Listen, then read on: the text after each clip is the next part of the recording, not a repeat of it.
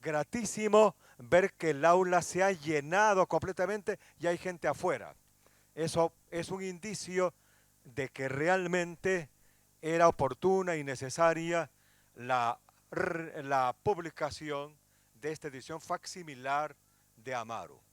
Gracias a la Cámara Peruana del Libro que cada año nos acoge, gracias a todos ustedes y en particular a nuestros invitados para comentar y exponer.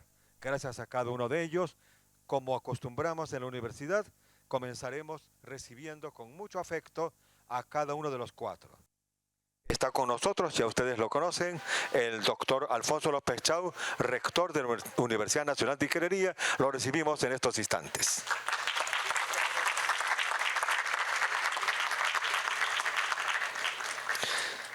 Junto a él se encuentra el doctor Mirko Lauer.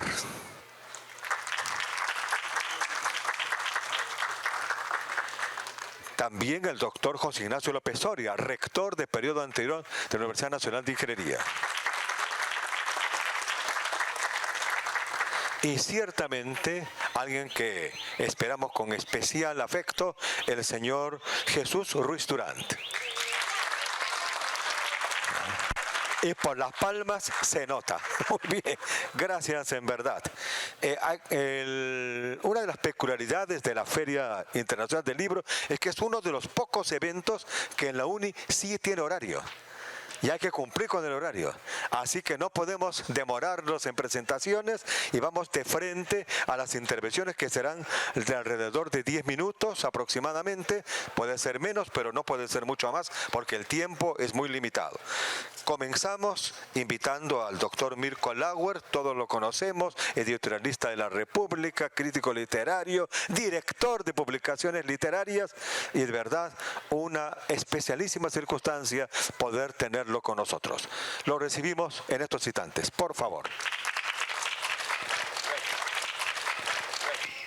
Estimados amigos, ¿cómo están? 10 minutos es poco tiempo para ciertas cosas y voy a leer rápido esta presentación de la revista Amaru.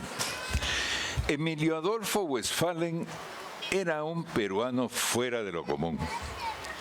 Era sabido que había pasado su juventud rodeado de ilustres amigos surrealistas como César Moro o el mexicano Wolfgang Paalen.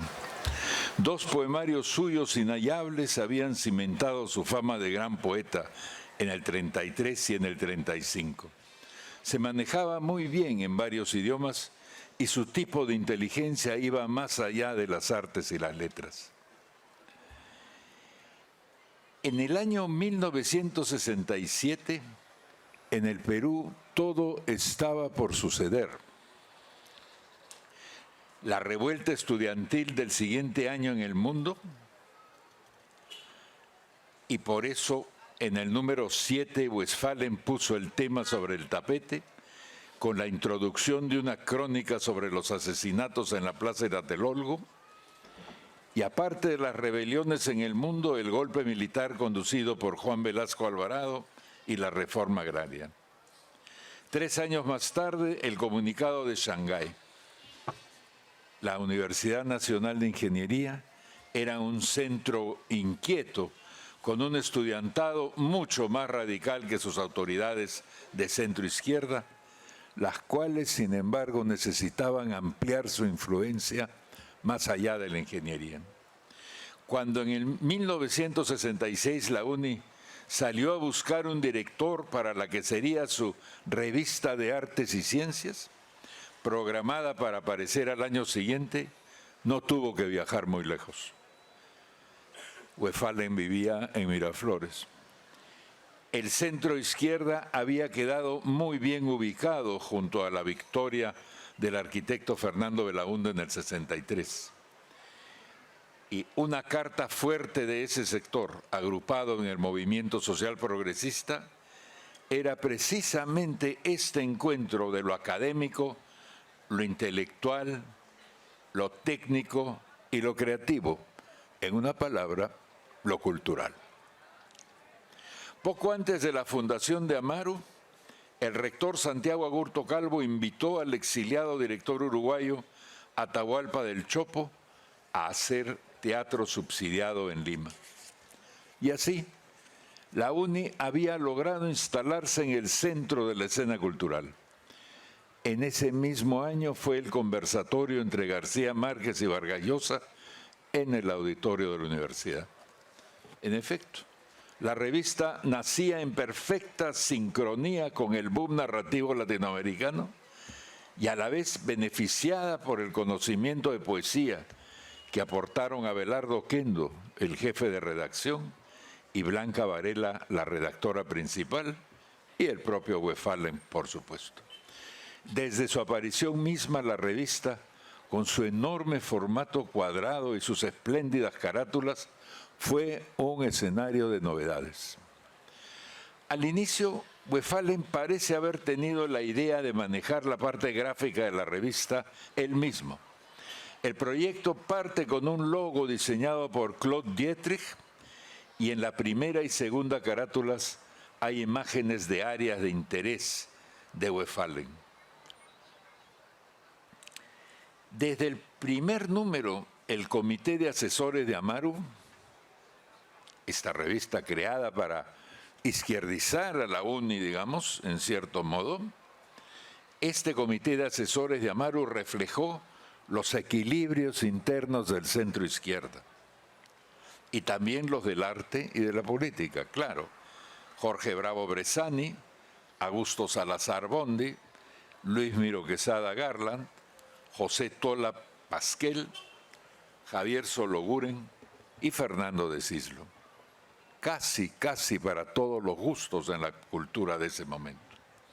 El impacto de los 14 números en el medio local fue fortísimo. Rápido se fue evidenciando en sus páginas una escritura latinoamericana más amplia que el boom, un eje de relaciones más eficaz que el de España-América Latina. Había también el rescate de una estética perdida europea, obviamente influida por la juventud del director. No la que tenía, sino la que había tenido en algún momento. La aparente contradicción entre los conceptos UNI más artes y letras pesó mucho en el medio local, mucho más de lo que debía. Si hubo algún raje contra la revista era por eso. ¿Cómo una universidad dedicada a la ingeniería publica algo dedicado a eso? No. Westphalen resolvió esta situación subiendo a bordo importantes firmas y textos del mundo de las ciencias. Un gambito muy novedoso en el medio local. El número 1 presentó Física y Comprensión del Hombre, de Robert Oppenheimer. El número 7 publicó El misterio de las cualidades sensuales, de Erwin Schrödinger, ambos en una sección sobre los límites científicos de la percepción. Todos eran textos que podían interesar por igual a las ciencias y a las humanidades.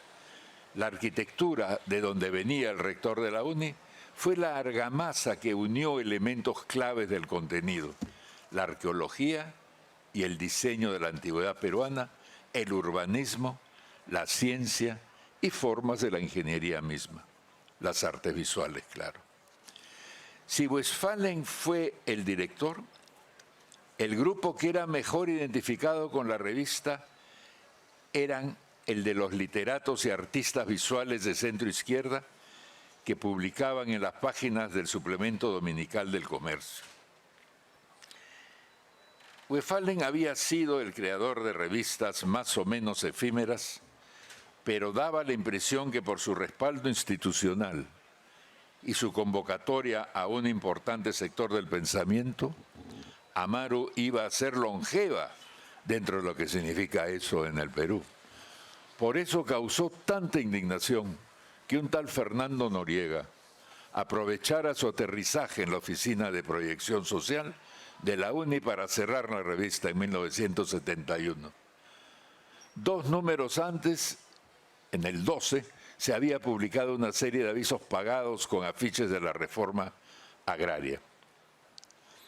Augusto Salazar Bondi, uno de los asesores de Westphalen en la revista, ya ocupaba un lugar prominente en la reforma educativa del velasquismo.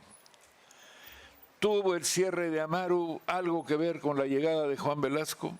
No es la impresión que da Agurto Calvo, quien dejó el rectorado de la UNI, pero luego dirigió CRIRSA, la comisión para reconstruir la catástrofe que dejó el terremoto de Ancash. El propio Westphalen fue nombrado una graduría cultural en Roma en el 71 y ahí se quedó tranquilito hasta el 77.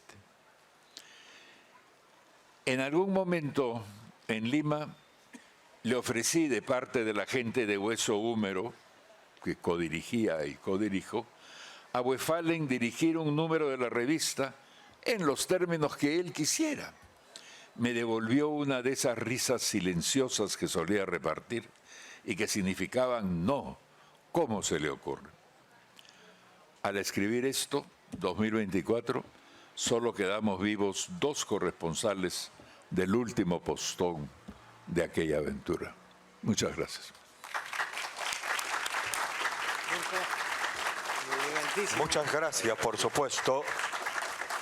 Bien, me presento, soy el profesor Álvaro Montaño, a cargo del Fondo Editorial de la UNI. Aquí tengo las 2 cajas, cada una con 7 de los números de Amaru, que ahora están a disposición de ustedes.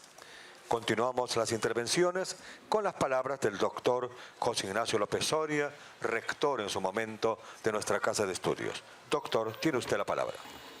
Bien, muchas gracias. Un saludo en primer lugar para todos ustedes y para todos los participantes en este ilustre evento. Voy a repetir algunas de las expresiones que ha dado Mirko Lauer. Naturalmente no nos hemos puesto de acuerdo antes de qué íbamos a decir cada uno, entonces probablemente voy a repetir algunas de sus ideas o algunas de sus informaciones, pero digamos, así contribuimos de alguna manera a que éstas se fijen mejor en ustedes. Bien, quiero comenzar agradeciendo el esfuerzo, voy a leer el texto también. Quiero comenzar agradeciendo el esfuerzo desplegado por la UNI, sus autoridades y su fondo editorial para llevar a cabo a buen puerto la edición facsimilar de la revista Amaru. Aunque a distancia he sido de alguna manera testigo de esos esfuerzos y me atrevo por tanto a felicitar a los actores mencionados e incluso a solicitarles que continúen en el trabajo hasta lograr la edición virtual de la revista a fin de facilitar su difusión especialmente en el mundo global. Con respecto a la génesis, el carácter y el contenido de la revista, pienso que el escrito de Mirko Lauer, que figura además, lo que acaba de leer, figura en la revista misma, en las hojas introductorias de la revista, esta incluye en la hoja de presentación, esta edición facsimilar, incluida en la hoja de presentación de esta edición facsimilar, da resumidamente cuenta de esos aspectos relacionados con el origen de la revista. Por mi parte, añado que llegué a Amaru, como a otros espacios culturales, gracias a Abelardo Oquendo, quien compartía tareas con Westphalen para llevar adelante la revista. Sobre la etapa final de Amaru, recuerdo bien que con Abelardo Oquendo nos tocó participar en una comisión que debía proponer qué hacer con la revista. Cuando dirigía ya la UNI un grupo que no era mayoritariamente de arquitectos, no había participado en la agrupación Espacio, ni era parte del movimiento social progresista. Las alternativas eran varias: cerrar la revista, entregarla al Instituto de Estudios Peruanos para una especie de segunda época, o continuarla, pero con un perfil más ingenieril y poniéndola bajo la tutela de la Dirección de Proyección Social a la que se ha referido Mirko. El jefe entonces de esa dirección era el ingeniero Fernando Noriega Calmet, y este propuso que la revista quedara bajo su tutela, que el perfil de Amaru fuese más relacionado con los quehaceres tradicionales de la UNI y que ya para el siguiente número se incluyese un artículo suyo sobre la explotación petrolífera en el Perú. Abelardo Oquendo, en la comisión mencionada, Abelardo Oquendo fue claro en su opinión: nunca segundas épocas fueron buenas. El cambiar el perfil de la revista equivaldría a desautorizar a sus fundadores y a su director. No quedaba sino una posibilidad: cerrar Amaru. y efectivamente con nuestro apoyo así ocurrió. A continuación voy a ocuparme de responder a esta pregunta a la que también se ha referido Mirko, desde el perfil histórico de la UNI, a la pregunta de que se hicieron bastantes personas, naturalmente cuando apareció Amaro, y que se siguen haciendo todavía, y es cómo entender que una institución esencialmente científico-técnica haya concebido y desarrollado un espacio tan claramente cultural como Amaro. Como es sabido, la Escuela de Ingenieros, antecedente de la actual UNI, se crea en la segunda mitad del siglo XIX, cuando el Perú, concluidos los avatares de la independencia, se echa a pensar sus propias condiciones de existencia y a iniciar procesos de institucionalización de la convivencia social, de articulación del territorio y sus pobladores, de aprovechamiento racional de los recursos naturales, de relacionamiento con el entorno regional e internacional y de gestación de las propias vigencias y categorías culturales. La proyección y ejecución de todo esto agudizó la necesidad de expertos, de profesionales, de gente capaz de apropiarse de la experiencia acumulada y racionalmente procesada por la humanidad, es decir, las ciencias y las tecnologías, para enfrentar con garantías de éxito las tareas propias de la reproducción de la vida humana. Se advierte entonces que los espacios públicos comienzan por primera vez en nuestra historia a ser transitados por profesionales, médicos, ingenieros, arquitectos, geógrafos y tantos otros que contribuyen a profesionalizar las ocupaciones y a racionalizar e institucionalizar los procesos sociales. Debemos el inicio de estos procesos sociales al civilismo del siglo XIX y de comienzos del XX. Pero a esa época, a esa etapa, se le ha puesto el nombre de República Aristocrática, con lo cual se dificulta naturalmente la comprensión de estos aportes de la llamada República Aristocrática. Traigo a la memoria estos breves datos para hacer recordar que la UNI, desde sus inicios, fue una institución técnica y científica que participa con profesionalidad no solo en la modernización de los procesos productivos y de servicios, sino en la racionalización e institucionalización de las formas de convivencia social y de los valores que la hacen posible.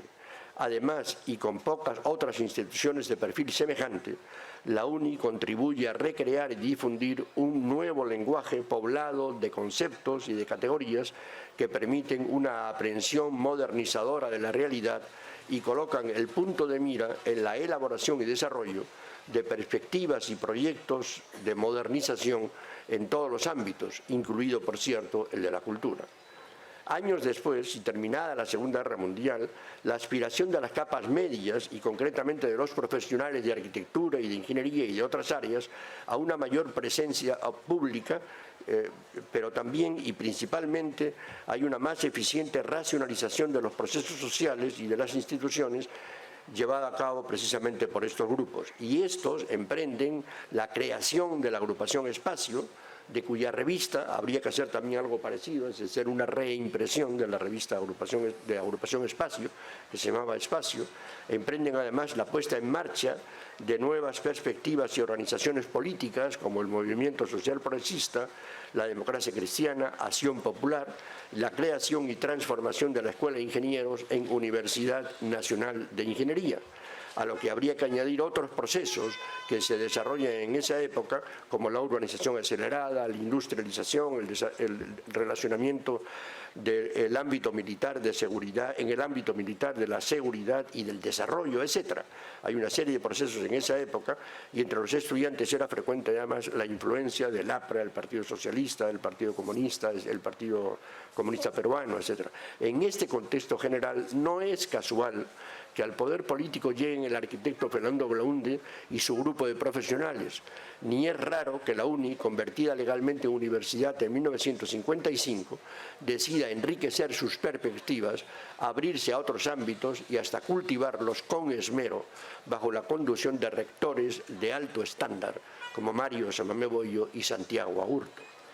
No vamos a entrar aquí en detalles, pero pueden mencionarse como botones de muestra del interés de la UNI por la cultura, la convocatoria a artistas, intelectuales y científicos de varias partes del mundo para enriquecer a la comunidad universitaria y a la sociedad peruana, Algunos nombres solamente: Robert Oppenheimer, el científico del proyecto Manhattan relacionado con la energía nuclear; Ian Timberger, el director de la Oficina Central de Planificación, la UNI está muy empeñada en la introducción de la planificación en esa época; Josué de Castro, un notable sociólogo que fue también director de la FAO, muy experto en seguridad alimentaria; y escritores de la talla de Pablo Neruda, Jorge Luis Borges, Nicanor Parra, Gabriel García Márquez, Mario Vargas Llosa y otros. Estos dos últimos llevaron a cabo un conversatorio al que se ha referido Mirko también en 1967 en la Facultad de Arquitectura, que después se convirtió en un texto, en un libro.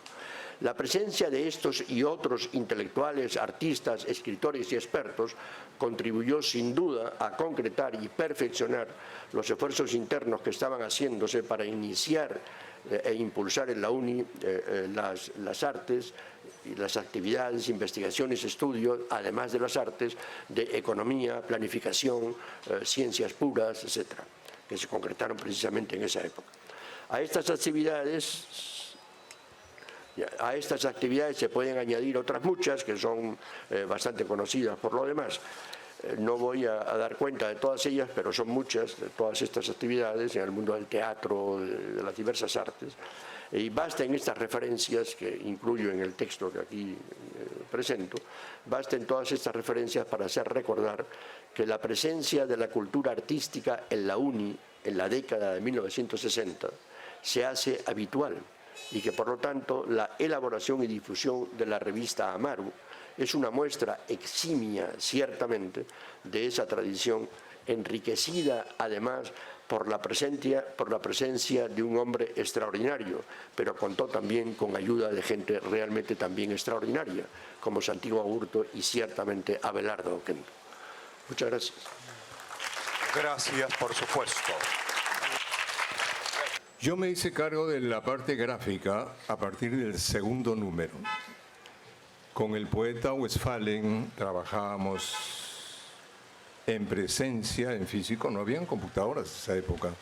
Había que ir a la imprenta a trabajar con los linotipistas, con la gente de fotomecánica.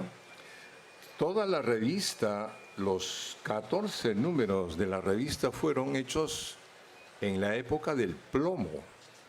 O sea, lo que es letra fue armado en linotipos. ¿Qué es un linotipo? Es un maquinón muy grande, con un teclado, una fundidora de plomo y todo esto en un grupo de máquina que obliga al operador a estar tomando su botella de leche para desintoxicarse de las emanaciones del plomo. Cada renglón es un lingote de plomo. Esta época del plomo, en los años 60, existía, se trabajaba, y así se hacían las revistas, en la época del plomo. Toda la revista hecha en linotipo. Las matrices tipográficas de plomo, toneladas de plomo. La parte gráfica de la carátula la hicimos en offset, en la imprenta de Paco Campodónico, patriarca de las artes gráficas e impresoras. Era un maestro que sabía absolutamente todas las técnicas y secretos de la imprenta. Cada sábado reunía a todos sus trabajadores en una pequeña escuelita donde daba clases muy específicas de los secretos más especiales de la impresión. Todos los lunes íbamos con Westphalen y Abelardo Oquendo a la imprenta a hacer la revista, a trabajar con el señor Liendo. El señor Liendo era el jefe de los linotipistas. Había que trabajar directamente en plomo y hacer las proyecciones y maquetas de las carátulas. Yo me ocupé de los 13 últimos números de la revista. Trabajar con Westphalen era una experiencia muy especial. El poeta Westphalen era muy famoso por ser parco, casi mudo, no conversar con nadie y tener un humor demasiado serio y severo. Eso era para la exportación, pero Westphalen era muy gracioso, tenía un gran sentido del humor, contaba chistes casi en secreto y era muy afable. Secretamente era un gran fotógrafo. La parte fotográfica de su obra está registrada.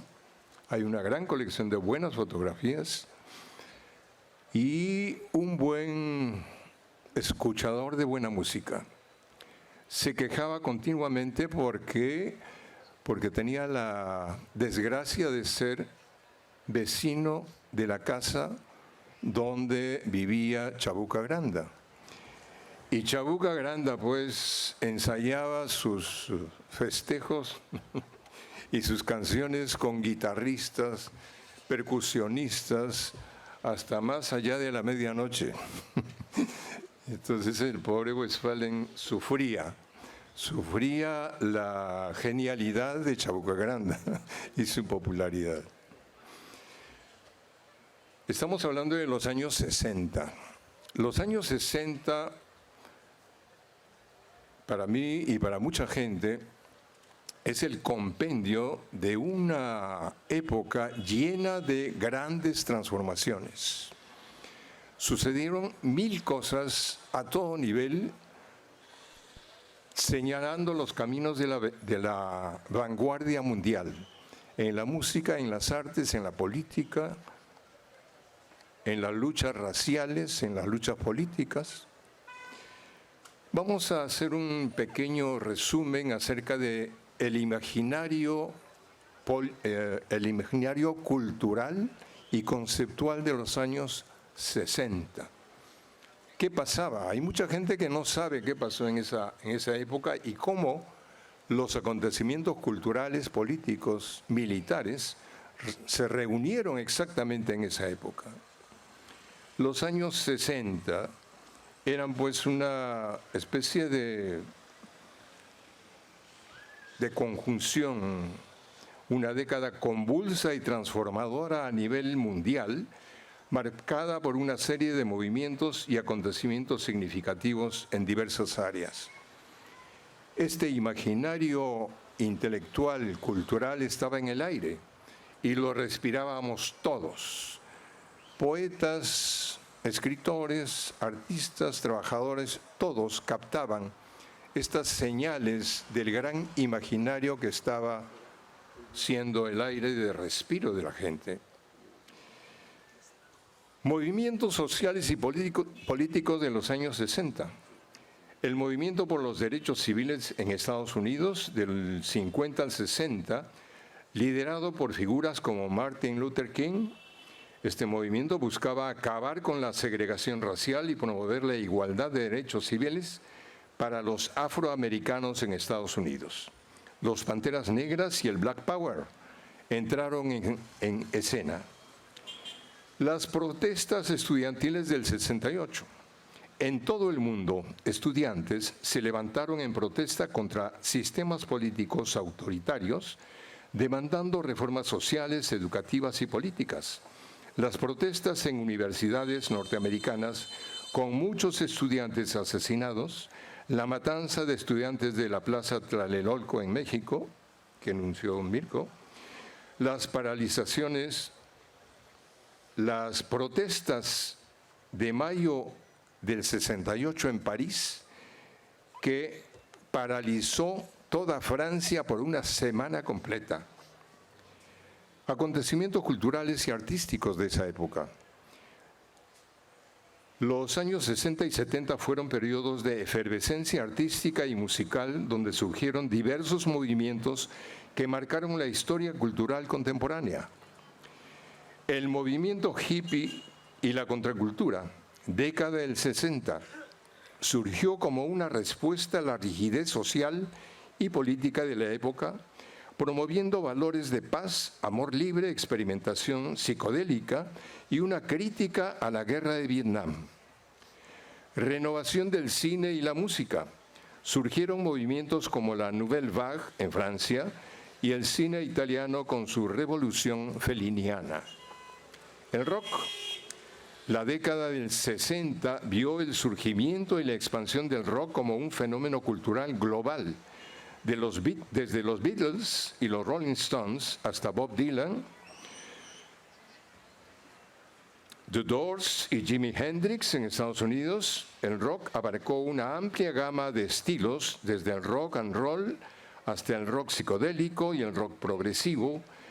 Los grandes conciertos multitudinarios como Woodstock en 1969 se convirtieron en símbolos de la cultura contracultural y el activismo social de la época.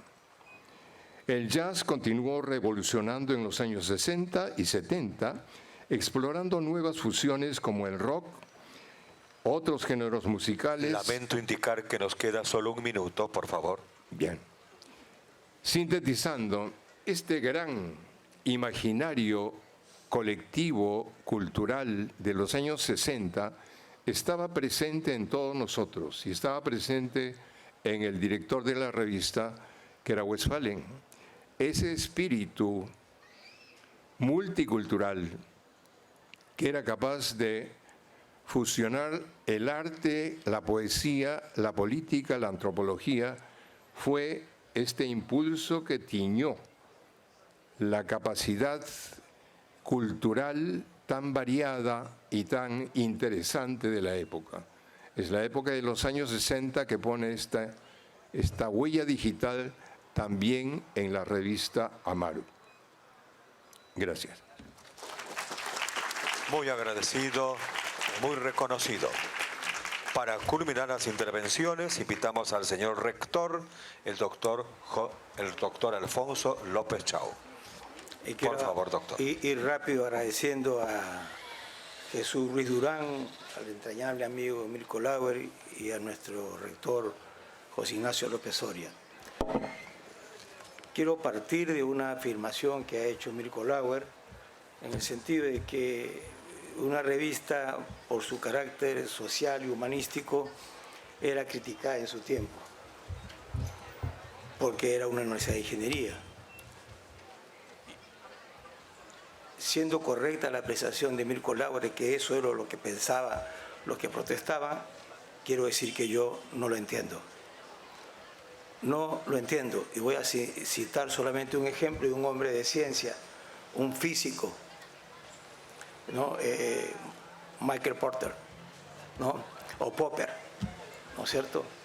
Eran hombres de ciencia y sin embargo escribieron obras de filosofía inmensas, tan inmensas que recuerdo mucho que Vargas Llosa hablaba que era una de sus fuentes, ¿no?, de inspiración, la sociedad abierta. Y claro, porque criticaba el positivismo y a Marx, pero yo nunca he encontrado un elogio más inmenso, más contundente de la obra económica de Marx que Popper. Por eso yo digo, la revista, si no la tenemos, es una desgracia para una sociedad. Una revista de cultura es una constructora de puentes y rieles por donde transita la política. José Ignacio lo ha narrado, Mirko Lauer lo ha señalado. Necesitamos una revista y conversamos con Mirko en el sentido de que debiera haber una revista de la misma calidad de Amaru. Como rector puedo anunciar que vamos a hacer el esfuerzo, ¿no?, porque el Perú tenga una revista y ojalá que existan varias, una de centro derecha, una de centro y una claramente también de centro izquierda. Hay que recuperar ese espacio. Voy a terminar, porque no hay mucho tiempo, con una cita que está en Amaru, ¿no?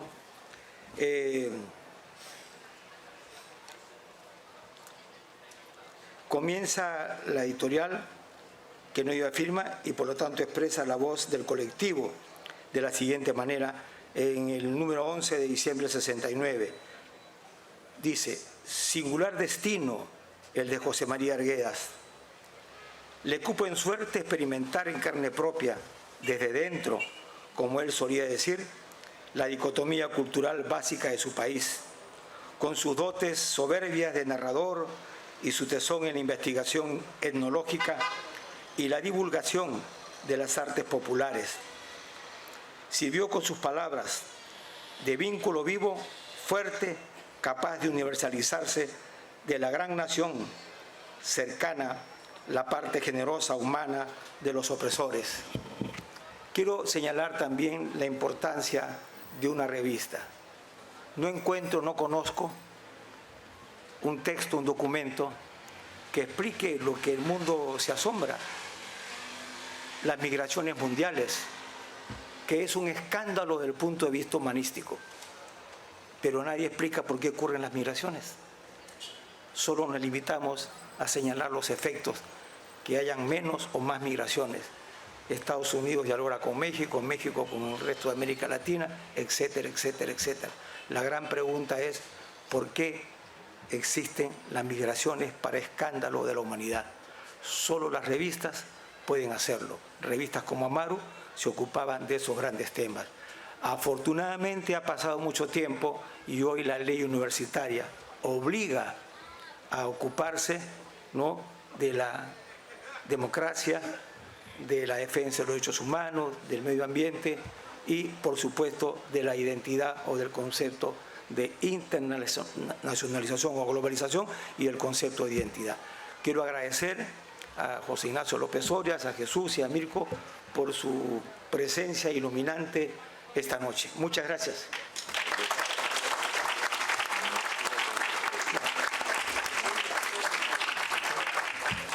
Muchas gracias. Bueno, han sido las intervenciones de nuestros expositores. Sinceramente agradecidos por la profundidad de sus comentarios y solamente quiero indicarles que muchos de ustedes han recibido un ticket, algunos no. Al salir lo pueden recibir. También creo que se va a proyectar un código QR para que los que puedan hacerlo por esa forma se anoten. La idea es que haya un sorteo, haya un descuento en la compra del libro mediante ese certificado.